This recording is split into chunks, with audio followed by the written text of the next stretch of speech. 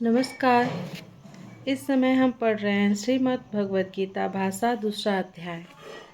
संजय बोले, इस प्रकार अत्यंत दयायुक्त आंसुओं से पूर्ण नेत्र वाले अर्जुन से भगवान श्री कृष्ण ने कहा। श्री भगवान ने कहा, ऐसे कठिन समय में तुझे यह मोह कहाँ से हुआ? मोह क्षुद्र पुरुषों को होता है, इससे नरक और अपयश होगा। हे पार्थ, कलय विभाव को न प्राप्त हो, यह कायरता तेरे योग्य नहीं है। हे परंतप, इस हृदय की कमजोरी को त्याग कर युद्ध के लिए खड़ा हो जा। अर्जुन ने कहा, हे शत्रुसूदन, मैं पूजनीय भीष्म पितामह और द्रोणाचार्य से रण क्षेत्र में बाणों से कैसे युद्ध करूंगा? हे कृष्ण, इस लोक में गुरुजनों को मारे बिना भिक्षा मांगकर खाना अच्छा है, किंतु अर्थ तथा काम के लिए गुरुजनों को मारकर रुधिर लिप्त भोग भोगना उत्तम नहीं है। इस संग्राम में हम नहीं जानते कि कौन दल जीतेगा। जिनको मारकर हम जीना नहीं चाहते हैं, वे ही धृतराष्ट्र के पुत्र सामने खड़े हैं। कायरता, दोष से युक्त और धर्म के संबंध में मोहित बुद्धि हुआ मैं आपके शरणागत हूँ। मैं आपका शिष्य हूँ। मुझे बताइए कि मेरे लिए क्या करना श्रेयस्कर है। मैं पृथ्वी के निष्कंटक राज्य को प्राप्त करूँ अथवा देवताओं का अधिपति भी हूँ, परंतु इंद्रियों के सुखाने वाले शोक को जो दूर करे, ऐसे उपाय को मैं नहीं देखता। संजय ने धृतराष्ट्र से कहा, परंतप अर्जुन श्री कृष्ण से शोकवश इस प्रकार कहकर कि मैं युद्ध न करूँगा चुप हो गए। हे भरतवंशी राजन, तब दोनों सेनाओं के बीच में शोक युक्त अर्जुन से श्री कृष्ण भगवान हंसते हुए कहने लगे। श्री भगवान ने कहा, हे अर्जुन, तुम शोक न करने वालों के लिए शोक कर रहे हो और परम ज्ञानियों की भांति बात कर रहे हो, परंतु ज्ञानी जन मरने वालों और जीवित रहने वालों के विषय में शोक नहीं करते। हे अर्जुन, हम लोग और ये राजागण इस शरीर के पहले भी रहे हैं, अब भी विद्यमान हैं और इसके न रहने पर भी विद्यमान रहेंगे। जैसे इस शरीर की कुमार, युवा और वृद्ध ये तीन अवस्थाएं होती हैं, वैसे ही आत्मा एक देह त्याग कर दूसरा देह प्राप्त करता है। इससे पंडित जन इसमें मोह नहीं करते। हे अर्जुन, शब्दादि इंद्रियों के विषय शीत, उष्ण आदि सुख दुखों को देने वाले हैं, इनको अनित्य जान सहन करो। हे पुरुष सर्व, जो सुख दुख को समान जानता है और जिसे इंद्रियों के विषय नहीं सताते, वह अवश्य मोक्ष प्राप्त करता है। जो नाशवान शीत उष्ण शरीर आदि है, वे अनित्य हैं। जो अविनाशी आत्मादि है, उनका नाश नहीं होता। तत्वदर्शियों ने भाव और अभाव दोनों का तत्व देखा है। जो संपूर्ण जगत में व्यापक है, वह अविनाशी है। कोई पुरुष इस नाश रहित आत्मा का विनाश नहीं कर सकता। हे भरतवंशी अर्जुन, देह नाशवान है, इसमें रहने वाला जीव अविनाशी है, अप्रमेय और शाश्वत है, इसलिए युद्ध करो। हे अर्जुन, जो इस आत्मा को मारने वाला समझता है और जो इसको मर गया समझता है, वे दोनों ही इसे नहीं जानते, क्योंकि यह आत्मा न किसी को मारे न किसी के द्वारा मरे। यह आत्मा न कभी पैदा होता है, न कभी मरता है और न कभी मरकर पुनः उत्पन्न होता है। यह अज, नित्य एवं सनातन है। शरीर के नष्ट होने पर भी यह नष्ट नहीं होता। जो पुरुष आत्मा को नित्य, अजन्मा और अविकारी समझता है, हे अर्जुन, वह कैसे किसी को मरवाता है और मारता है। जैसे कोई मनुष्य पुराने वस्त्र को छोड़कर नवीन वस्त्र धारण करता है, उसी प्रकार आत्मा पुराने शरीर को छोड़कर नए शरीरों को प्राप्त करता है। इस आत्मा को शस्त्र आदि छेदन नहीं कर सकते। अग्नि इसे जला नहीं सकता, जल इसे भिगा नहीं सकता और वायु इसे सुखा नहीं सकता। यह आत्मा निर्वयव होने से कटने, जलने, गलने व सूखने के योग्य नहीं है। यह आत्मा नित्य, सर्व जगत में व्याप्त, स्थिर और सनातन है। यह आत्मा नेत्रादि ज्ञान के इंद्रियों से अग्राह्य है और चिंतन से परे है, इसे अविकारी कहा जाता है। इस कारण उक्त भांति आत्मा को जानकर तुमको शोक करना उचित नहीं है। हे महाबाहो अर्जुन, यदि तुम इस आत्मा को बारंबार जन्म लेने वाला और मरने वाला मानो तो भी इस आत्मा के विषय में तुमको शोक करना उचित नहीं है। हे अर्जुन, जिसका जन्म हुआ है उसका मरण भी निश्चय है, और जो मरता है वह अवश्य जन्म लेता है। अतः इस अनिवार्य विषय में शोक करना व्यर्थ है। हे अर्जुन, मनुष्य आदि प्राणी जन्म लेने से पहले नहीं दिखते हैं और न मरने के पीछे ही दिखाई देते हैं, केवल जन्म मरण के बीच मध्यावस्था में दिख पड़ते हैं। तब इसमें सोच करने की कौन सी बात है? कोई विद्वान इस आत्मा को आश्चर्य की भांति देखते हैं, कोई आश्चर्ययुक्त वर्णन करते हैं, और कोई इसे आश्चर्ययुक्त श्रवण करते हैं, और कोई इसे सुनकर भी नहीं जानते। हे अर्जुन, यह आत्मा संपूर्ण प्राणियों की देह में सदैव अविनाशी है। इस कारण संपूर्ण प्राणियों के प्रति तुमको सोच करना उचित नहीं है। हे अर्जुन, स्वधर्म का विचार करके तुमको घबराना उचित नहीं है, कारण कि क्षत्रिय का स्वधर्म से प्राप्त हुए युद्ध से बढ़कर भला करने वाला कुछ नहीं है। हे अर्जुन, स्वर्ग का द्वार रूप यह युद्ध अपने आप उपस्थित हो गया है। पुण्यवान क्षत्रिय को ही ऐसे युद्ध का अवसर मिलता है। अब जो तुम क्षत्रिय धर्म रूप युद्ध को न करोगे तो तुम्हारा धर्म नष्ट हो जाएगा, कीर्ति जाती रहेगी और तुम्हें पाप लगेगा। सब लोग तुमको दीर्घ काल तक बुरा कहेंगे। मान्य पुरुष को ऐसी अपकीर्ति मरण से भी अधिक दुख देने वाली होती है। ये सब महारथी तुमको रणभीरु मानेंगे, और जो तुमको बड़ा योद्धा मानते हैं उनकी दृष्टि में तुम तुच्छ हो जाओगे। तुम्हारे शत्रु तुम्हारे पराक्रम की निंदा करके निंदित वचनों को कहेंगे, इससे अधिक दुख क्या होगा? हे कुंती पुत्र अर्जुन, यदि तुम संग्राम में लड़ते हुए मर भी जाओगे तो स्वर्ग को प्राप्त होगे, और यदि शत्रुओं को मारोगे तो पृथ्वी का राज्य का भोग करोगे। इस कारण निश्चय करके युद्ध के लिए उद्यत हो जाओ।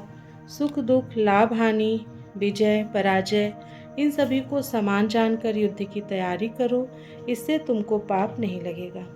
हे अर्जुन, जो कुछ मैंने तुमसे अब तक कहा है वह सांख्य शास्त्र के अनुसार आत्मा और देह का तत्व समझाया है। अब उसी को कर्म योग में कहता हूँ, सुनो। इससे कर्म बंधन छूट जाएंगे। इस कर्म योग में आरंभ किए कर्म का न्यूनाधिक होने पर भी नाश नहीं होता और दोष भी नहीं है। इस कर्म के आरंभ किए हुए का लवलेश भी संसार के भय का रक्षक होता है। हे कुरुवंशी अर्जुन, व्यवसायात्मक बुद्धि एक ही है। जिनकी बुद्धि निश्चल है वे मोक्ष साधन रूप कर्म योग में लग जाते हैं, परंतु जिनका मन चंचल है उनकी बुद्धि अनेक है, उनकी शाखाएं भी अनेक है। हे अर्जुन, मूर्ख लोग स्वर्ग से बढ़कर दूसरा सुख नहीं कहते और वेद के कहे हुए कर्म में प्रीति नहीं रखते हैं। भोग और ऐश्वर्य में जिनका मन फंसा है उनका हृदय में निश्चयात्मक बुद्धि नहीं उत्पन्न होता, कारण कि जिनका चित्त सदैव भोग आदि में रमता है, जिन पुरुषों का मन भोग ऐश्वर्य में आसक्त रहता है, चित्त एकांत होने पर भी परमेश्वर में उनकी निश्चयात्मक बुद्धि नहीं होती। हे अर्जुन, वे त्रिगुणात्मक हैं। तुम इस कामनादि के फल की इच्छा को छोड़ निष्काम होकर, सुख दुख को समान जानकर, धैर्य का आश्रय लेकर और योगक्षेम से रहित होकर आत्मवान हो। हे अर्जुन, जल से परिपूर्ण सरोवर के प्राप्त हो जाने पर छोटे तालाब का प्रयोजन जितना रह जाता है, उतना ही प्रयोजन ब्रह्म ज्ञान की प्राप्ति पर वेदों का रह जाता है। हे अर्जुन, तुमको केवल कर्म करने का अधिकार है। उक्त कर्मों के करने से उनके फलों में तुम्हारा अधिकार नहीं है। कदापि तुम कर्मों के फल की इच्छा नहीं करना, वैसे ही कर्म न करने का भी साहस न करना। हे धनंजय, तुम सब संग को त्याग कर योग में स्थित होकर कर्म करो। सिद्धि और असिद्धि को समान भाव से देखो, क्योंकि सिद्धि और सिद्धि में समानता मानना ही योग है। हे धनंजय, बुद्धि योग अर्थात व्यवसायात्मक बुद्धि से दूसरा काम्य कार्य बहुत दूर है। इसलिए बुद्धि योग द्वारा ईश्वर से मिलने की इच्छा करो, कारण कि फल की इच्छा करने वाले सभी दीन होते हैं। जो बुद्धि योग से कर्म करता है वह इसी संसार में संचित पाप पुण्यों को त्याग देता है। इससे तुम बुद्धि योग में प्रवृत्त हो। ऐसा योग सब कार्यों में कुशल कारक है। समझदार मनीषी लोग कर्म से जायमान फल का त्याग कर जन्म के बंधन से छूटकर व्याधि रहित परम पद को प्राप्त होते हैं। हे अर्जुन, जिस समय निष्काम कर्मों से तुम्हारी बुद्धि मोह रूप दलदल को त्याग देगी, उस समय सुने हुए और सुनने में आने वाले भोगों से तुमको वैराग्य प्राप्त होगा। हे अर्जुन, अनेक विषयों के सुनने से जो तुम्हारी बुद्धि चलायमान हो गई है, वह जब मेरे वाक्य में स्थिर हो जाएगी तब तुम योग को पाओगे। अर्जुन ने पूछा, केशव, आत्मस्वरूप में समाधि लगाकर निश्चल बुद्धि रखने वाले पुरुष का क्या लक्षण है और स्थिर बुद्धि वाला पुरुष कैसे भाषण करता है, कैसे बैठता है और कैसे गमन करता है, यह मुझसे कहिए। श्री भगवान ने कहा, हे पार्थ, जब पुरुष मन की कामनाओं को छोड़कर अपनी आत्मा में ही मन से संतुष्ट होता है, तब वह उक्त लक्षणों के द्वारा स्थित प्रज्ञ कहा जाता है। प्रीति, भय और क्रोध इनसे रहित होकर और दुख प्राप्त होने पर भी जिसका चित्त व्याकुल न हो और सुख की इच्छा भी न करे, तो वह मुनि स्थित प्रज्ञ कहलाता है। जो स्त्री पुत्र आदि के लिए स्नेह रहित होकर शुभ और अशुभ कर्मों में आनंद तथा द्वेष नहीं मानता है, उसकी ही बुद्धि स्थिर है। जब योगी पुरुष कछुए की भांति शब्दादि से इंद्रियों को चारों ओर से खींच लेता है, तब उस योगी की प्रज्ञा समाधि में स्थित होती है।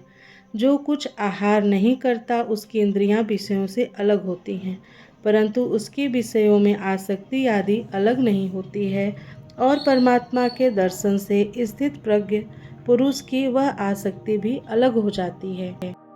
हे कुंती पुत्र अर्जुन, विचारवान और प्रयत्न करने वाले के मन को भी आसक्ति का नाश न होने के कारण इंद्रियां बल से खींच लेती हैं। जो योगी सब इंद्रियों का दमन कर मुझ में तत्पर हो जाता है और जिसकी इंद्रियां वश में है, वही स्थित प्रज्ञ है।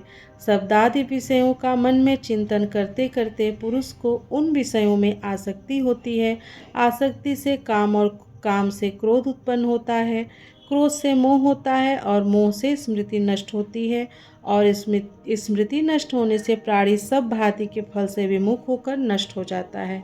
जो मनुष्य मन को अपने वश में किए हुए राग द्वेष रहित होकर इंद्रियों में विषय का अनुभव करता है, वह निसंदेह शांति को प्राप्त करता है। चित्त शुद्ध होने से प्रसन्न चित्त पुरुष की बुद्धि भी शीघ्र आत्मैक निष्ठ हो जाती है। हे अर्जुन, अजितेंद्रिय पुरुष की बुद्धि स्थिर नहीं होती और उस पुरुष को आत्मज्ञान भी नहीं होता और उसकी आत्मा को शांति नहीं प्राप्त होती। शांति के बिना उसको ब्रह्मानंद के सुख की प्राप्ति कहाँ से होगी। मन विषयों को भोगने वाला इंद्रियों के पीछे लगा फिरता है और फिर वह बुद्धि को भी खींचकर ऐसे ले जाता है जैसे वायु जल में नाव को खींचता है। अतः हे महाबाहो अर्जुन, जिस पुरुष की संपूर्ण इंद्रियां विषयों से निर्वृत्त हो जाती हैं, उसी की बुद्धि आत्मैक निष्ठ है। समस्त प्राणियों के लिए जो रात्रि होती है, उसमें योगी जागता रहता है, और जिस समय प्राणी जागते हैं वह परमात्मा तत्व का मनन करने वालों की रात्रि है।